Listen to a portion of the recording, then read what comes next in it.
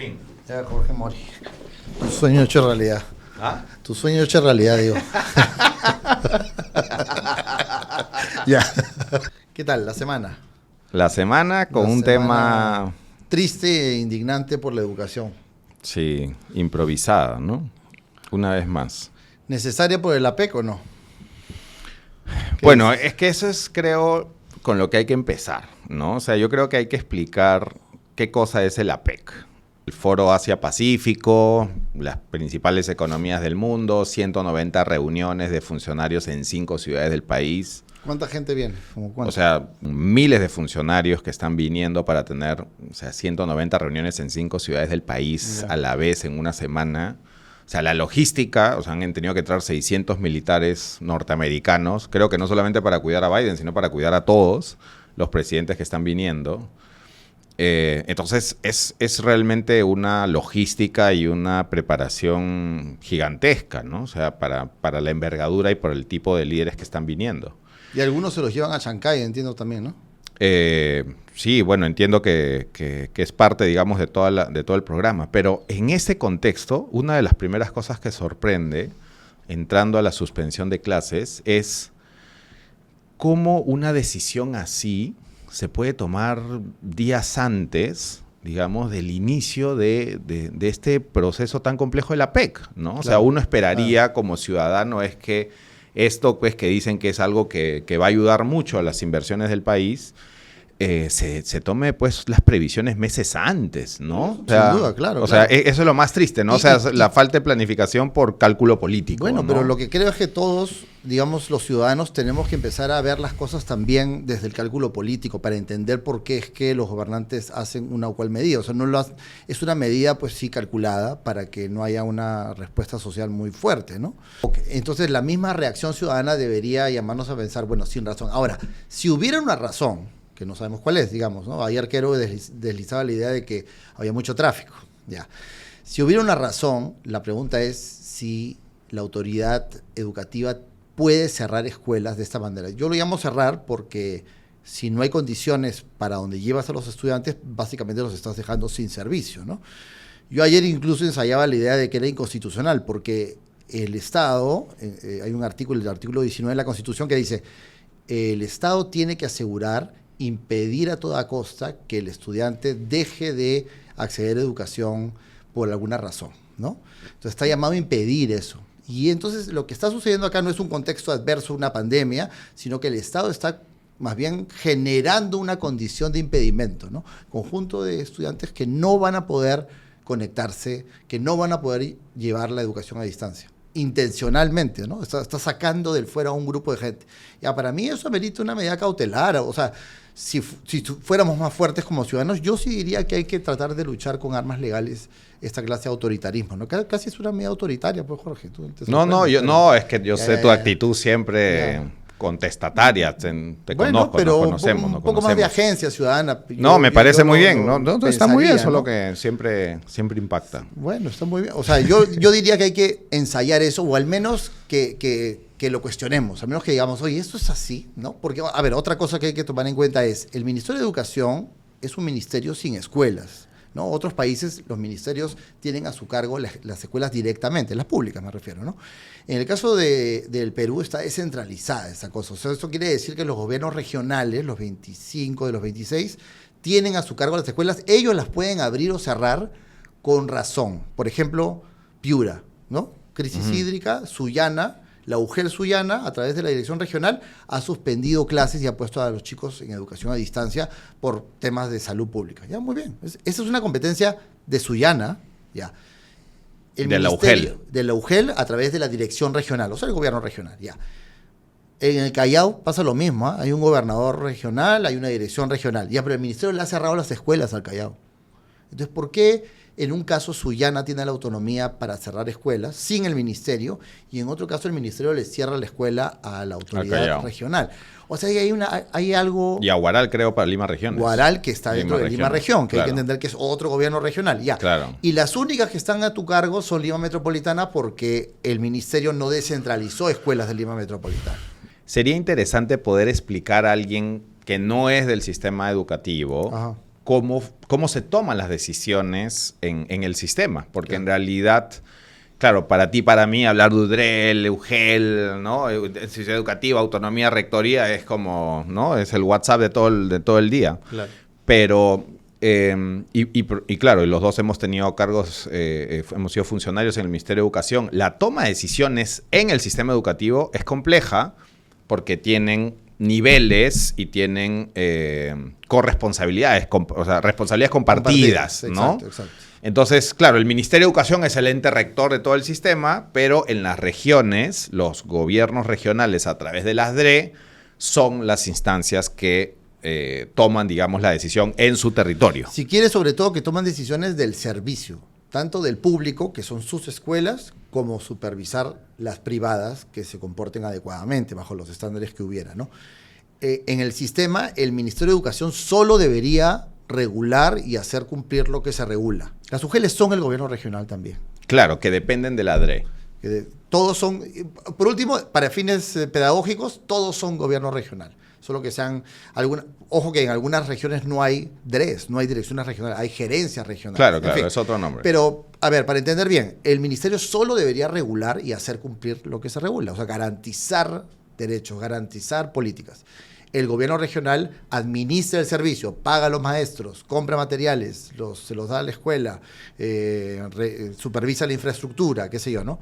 Y de ahí tienes la escuela, que tiene otro rol también importante que todos tenemos que saber, que tiene una autonomía, que Dios sabrá qué es, en el sentido en que la Ley General de Educación la estableció, pero nunca se ha masticado demasiado esa cosa, ¿no?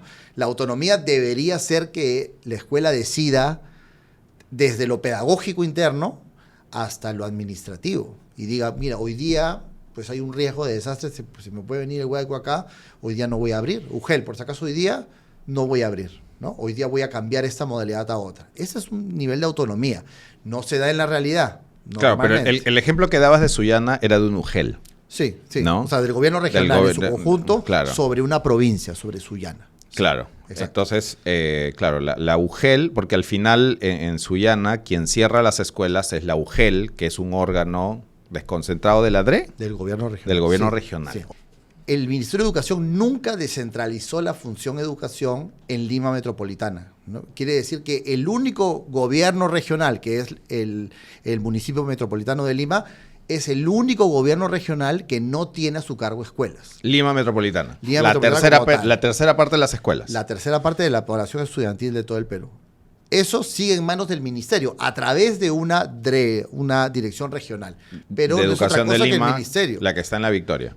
La que está en La Victoria. Okay. Quiere decir que el propio ministerio dicta políticas y ejecuta sus propias políticas para la tercera parte de la población, que es un equilibrio mal hecho, digamos, de fuerzas. Entonces, el Ministerio de Educación es el ente rector de todo el sistema educativo en el país, y en todas las regiones, los gobiernos regionales son los responsables de su territorio. Pero en el caso de Lima Metropolitana ocurre algo bien extraño, y es que el Ministerio de Educación también funciona tiene su propia DRE de Lima Metropolitana. Es suya, ¿no? es suya. No tiene y nunca se resolvió el problema de municipalización, porque esto yo lo he visto, o sea, me acuerdo que esta discusión pues es antigua. Si Lima... pero no es municipalización porque... No sé. Es como gobierno regional. Claro, pero Lima, o sea, el alcalde de Lima... Sí. Debería hacerse cargo, digamos, de la DRE de Lima. Debería hacerse cargo de educación y salud, como es en todos los demás. En los creo que López Aliaga en algún momento discutió eso, pidió eso cuando recién entró, pero no avanzó. Sí. Ya no avanzó más, sí, efectivamente, porque también para eso se necesitan algunas condiciones, ¿no? Pero también se criticó cuando él lo pidió. Sí, se criticó porque, digamos, también, otra vez, en la lógica de lo que decíamos, hay que tener un olfato político también, ¿no? La pregunta es, ¿por qué querrías encargarte de las escuelas? Porque es lo que le corresponde, ¿no? pues. Bueno. Sí, pero ¿por qué quisieras hacerlo ahora, por ejemplo, cuando tienes muchos grupos conservadores también que están asociados? Bueno, pero hay que tener... entramos o sea... Entramos y entremos. Ese es o sea, hay que tener el olfato político para preguntarnos por qué las autoridades hacen algo en un momento y no en un momento anterior. La educación a distancia es una modalidad, ¿ya? Entonces, si a mí me dicen que yo adopte una modalidad, es siempre que yo pueda desarrollarla. Si yo no puedo desarrollarla, si los maestros de una zona no se pueden conectar, o sea que no se puede desarrollar la modalidad a distancia, porque ya ni siquiera les puedo mandar materiales a los chicos con tiempo. No puedo. ¿Qué hago? Pero creo que ahí estamos confundiendo los conceptos. ¿Por qué? Porque lo que ha hecho el gobierno es en la práctica utilizar el esquema de la educación remota de emergencia. Eso ¿no? Ajá. No es educación a distancia, porque eso en realidad tiene su propia regulación, tiene condiciones de calidad que se tienen que cumplir, ¿no? Lo que ha hecho es mandar al Zoom a una educación presencial. Y eso durante la pandemia, hay normas que se lo señalan así, es educación remota de emergencia. Se sacó normativas del Ministerio de Educación que regulaba la educación remota de emergencia como una situación excepcional. Correcto. Otra cosa es la educación a distancia y la educación virtual con condiciones de calidad. Lo que dice este decreto supremo es educación virtual. Dice remoto. Se van a remoto, es lo que dice. No dice distancia. No, dice virtual. Ya, peor aún todavía. O sea, sí, pues es cualquier cosa. Pero no es a distancia. En todo caso no es a distancia. Sí, porque en realidad desprestigia la educación a distancia que digan de que eso es educación virtual o a distancia. Correcto. ¿no? Porque en realidad la gente está más bien reclamando que lo pongas a educación virtual. Cuando en realidad el propio ministerio debería utilizar bien los términos. Es una educación remota y no es menor la diferencia. Porque en una educación remota de emergencia, como bien su nombre lo señala, pedagógicamente es más cercano a la educación presencial que a la educación a distancia propiamente dicha, ¿no? Porque la educación presencial que no se puede dar por una situación de emergencia, la vuelves remota en una situación excepcional y temporal donde después tienes que recuperar los aprendizajes que se pierden en esa semana. Mientras que la educación a distancia es una educación con una planificación y una pedagogía particular, con tutores, con toda un plan pedagógico completamente diferente, con condiciones de calidad, y que en el caso universitario tiene pues su propio modelo de estándares de calidad. O sea, ¿y cómo va a vivir esas personas estos días? O sea, es dramático. O sea, el costo social es enorme. El costo social es enorme. Todo, paraliza economías familiares, ¿no? Eso está clarísimo. Que el ministro de Educación ayer por lo pronto no lo tenía en consideración y no le preocupa demasiado, ¿no?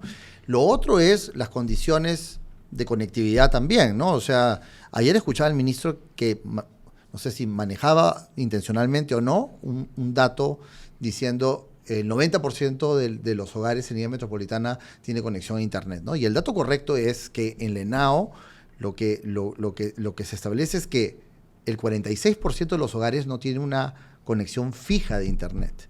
Lo que sí existe son personas en el hogar que tienen dispositivos con conexión a Internet. Claro, un celular. Un celular, pero claro, pero sabemos, imagínate, hay una familia pues, que tiene 3 celulares, o sea, a ver, esto va a ser un tiene caos. 3 celulares. Y si yo tengo que estar trabajando remoto, además, es que, ¿cuántas laptops hay? No, tendría que ser Compuplaza, 4 laptops, 3 celulares. ¿Cuántos dispositivos tendría que tener, ¿no? Y otra cosa que a mí me ha sorprendido del ministro es que, a ver, en los últimos 10 años, el presupuesto para educación se ha multiplicado en 150%, ¿no? Ya estamos para el próximo año 46.000 millones de soles en educación. Pero casi en el mismo periodo de tiempo, los aprendizajes se han ido en algunos casos a la tercera parte. O sea, el Perú está viviendo una gravísima crisis de aprendizaje. Es una emergencia. Sí. Mientras que en realidad el presupuesto se ha más que duplicado, tienes la tercera parte de aprendizajes en el mismo periodo de tiempo. Y esto, digamos, ya los expertos internacionales, nacionales, están haciendo un llamado a una gran cruzada nacional por recuperar los aprendizajes de lectura y matemática de los niños. Entonces, ¿cómo es posible que una medida de este tipo no merezca inmediatamente por el ente rector un plan para recuperar esos aprendizajes? Claro, o sea, porque lo que tú deberías decir, ya, si finalmente, no, mira, que AP, que no me da la vida para poder ordenar el tránsito y arreglar el problema, lo mínimo que deberíamos exigirle al ministro es, señor ministro, ¿y qué va a pasar en esa semana donde los niños no van a ir a clases? Además, en un año donde has tenido, ¿cuántos? 10, 15 feriados. O sea, en un año donde has establecido... Ahí el ministro tiene una excusa que la dijo ayer también, ¿no? Él dice, pero ¿qué pasa si después de la pandemia la prueba PISA, las evaluaciones dijeron que no había pasado nada, que todos habían aprendido, así que tranquilos?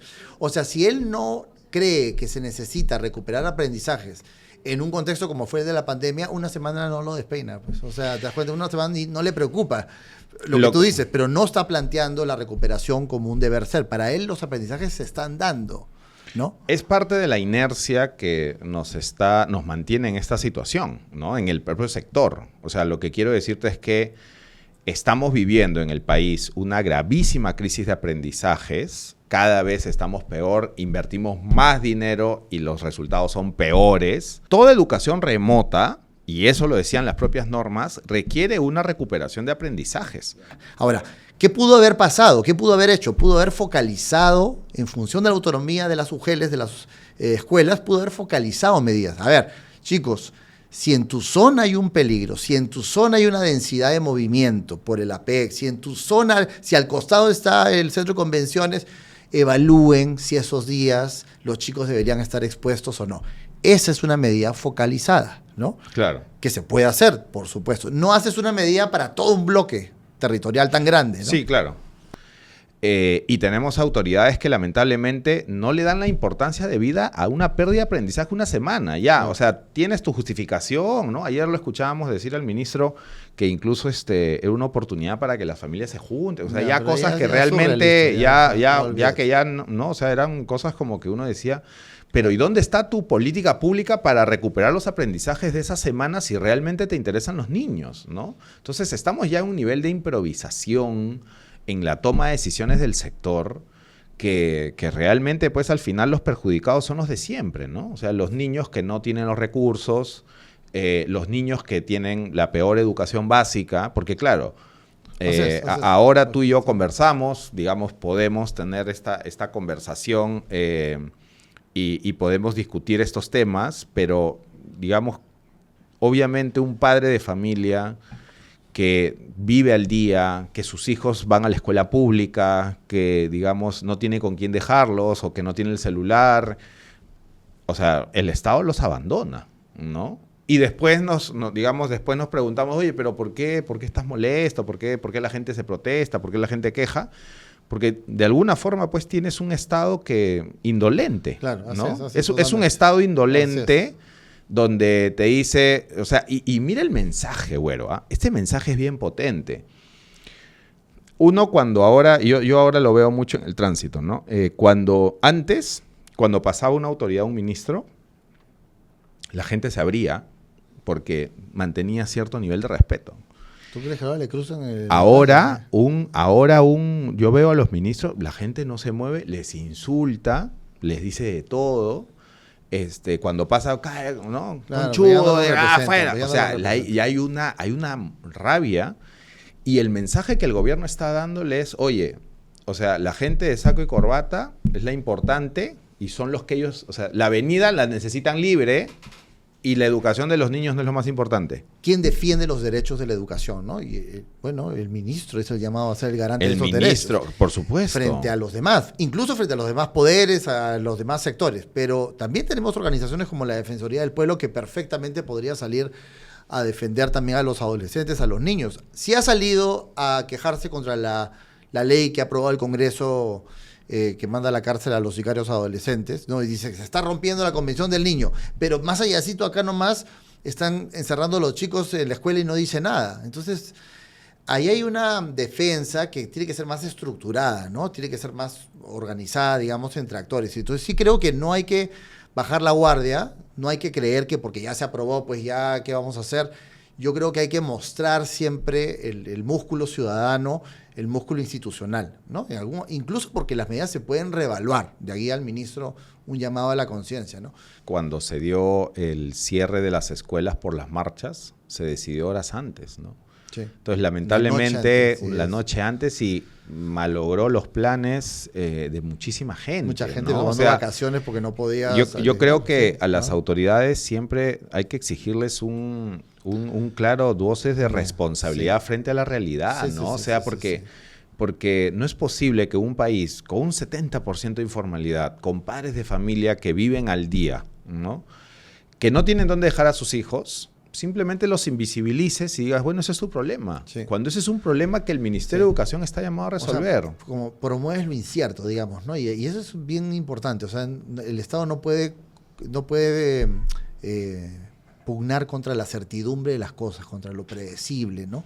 porque ahí está también el Estado de Derecho, está en que todos los días sabes las cosas que van a ocurrir en la sociedad. No se pueden romper las reglas así porque sí de un día para otro, digamos, eso mueve demasiadas esferas de tu vida, ¿no? Y es raro que el alcalde de Lima tampoco haya salido a decir nada, ¿no? O sea, digamos, como autoridad. Otro capítulo No, para hablar de eso, pero incluso porque las medidas se pueden reevaluar. De ahí al ministro un llamado a la conciencia, ¿no? Todo se puede reevaluar. Y creo que eso también dice de una autoridad que medianamente debería estar respondiendo a los que gobiernan. No puedes gobernar contra tus gobernados. Y tus gobernados te han dicho que no están de acuerdo, pues entonces... Y creo que el esfuerzo que hay que hacer ahora es de volver de manera sencilla un lenguaje que Sí, se ha sí. tecnificado y legalizado demasiado. Muchos ¿no? han normativizado, todo es una norma. Todo es que decreto establece. supremo, Claro, todo es la claro. resolución número Claro, tal, el artículo claro. tal, y la gente en verdad eso no le importa. O No, sea, no, lo que sí. quiere es cuál es el efecto de una política pública, ¿no? Totalmente. Y en educación hay muchas aristas de cosas que están sucediendo y podemos traerlas a la mesa aquí, empezar a hablar de la vía metropolitana, empezar a hablar de universidades, de institutos, de lo que está sucediendo y así, con esta tónica, digamos, también franca, independiente, tratando de poner todas las aristas sobre la mesa, ¿no? Y reaccionaria también.